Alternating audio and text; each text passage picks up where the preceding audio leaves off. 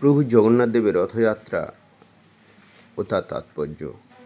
প্রভু জগন্নাথের রথ আমাদের এই মানব দেহ। জগন্নাথ দেবের রথ 206টি কাঠ দিয়ে তৈরি, যা দেহের 206 অস্থির হাড় অনুরূপ। রথের 16টি চাকা, যা 5টি জ্ঞানেন্দ্রিয়, 5টি কামেন্দ্রিয় ও 6টি রিপুর প্রতীক। রথের রশ্মি হল মন, বুদ্ধি হল সারথি। এই দেহ সারথির রথী যিনি স্বয়ং আত্মারূপী ঈশ্বর। ঈশ্বর নিজের ইচ্ছায় শরীরকে চালিত করে। মানুষের ইচ্ছায় কিছু হয় না। যা কিছু হয় সকলেই ঈশ্বরের ইচ্ছায়। উল্টো রথের পর জগন্নাথ দেব একবার রথ থেকে নেমে গেলে সেই রথে আর দ্বিতীয়বার ওঠে না। তখন ওই রথের আর কোনো কাজ থাকে না।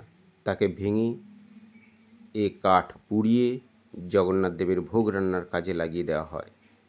তেমনি আমাদের শরীর থেকে আত্মারূপী ঈশ্বর একবার বেরিয়ে গেলে ওই শরীরে আর কোনো গুরুত্ব থাকে না। মৃত বলে ওই দেহ পুড়িয়ে ফেলা হয়। জীবনের সমস্ত কিছু পাওয়ার আধার এই ঈশ্বর, যাকে পেলে আর কিছু পাওয়ার বাকি থাকে না।